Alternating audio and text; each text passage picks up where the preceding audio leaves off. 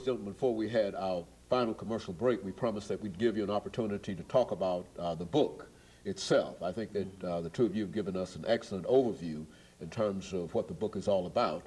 But the book is also, I understand, supposed to be marketed, or at least supposed to come out on the 6th of March. That's correct. And what we'd like for you to do now is to give us some information relative to the publication date and some of the things that are generally associated with the publication date and whatever during this last 6 minutes that we have. Yes.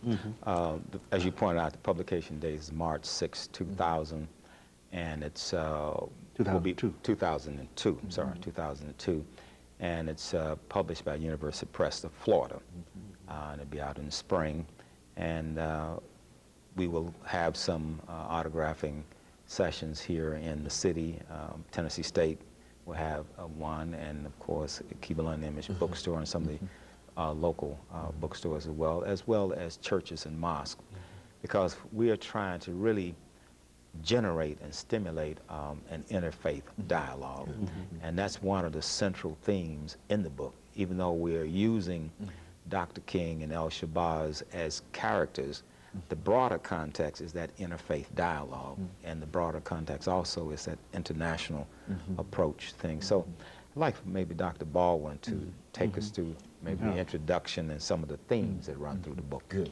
Okay, in the introduction, we basically set forth the thesis, and that is that Martin and Malcolm can be sources of dialogue for Christians and Muslims in their efforts to break down barriers that separate them, and also in their efforts to come up with solutions and responses, of course, to the range of problems that we continue to face in the community in terms of racism and classism and other problems.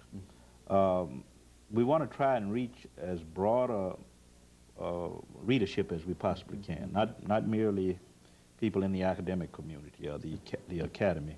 We want to try to reach Muslims and Christians even at the grassroots level. As you may or may not know, a lot has happened in this city over the years in terms of interfaith dialogue.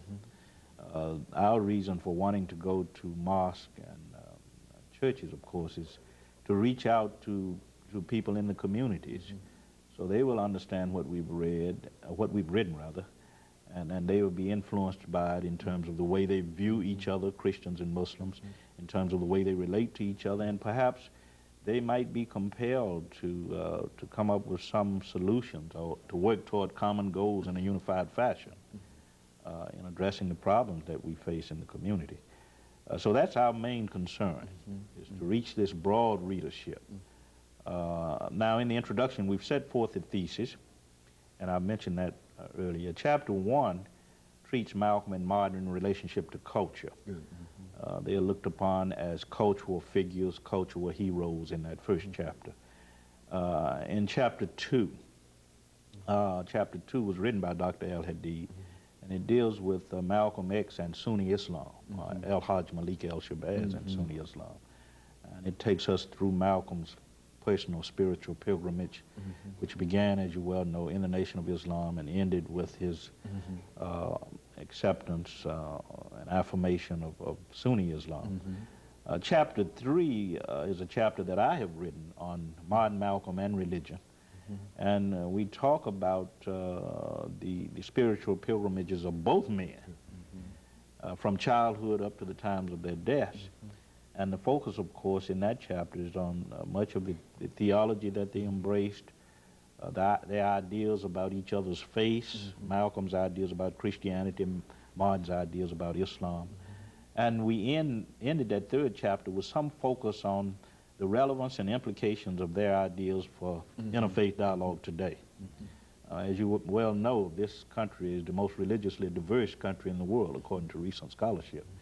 And we think that it's important for people who are engaged in interfaith dialogue to study the lives of these two men. Chapter 4 is another chapter that was written by Dr. AAl-Hadid. Dr. AAl-Hadid in that chapter deals with Malcolm on manhood and family.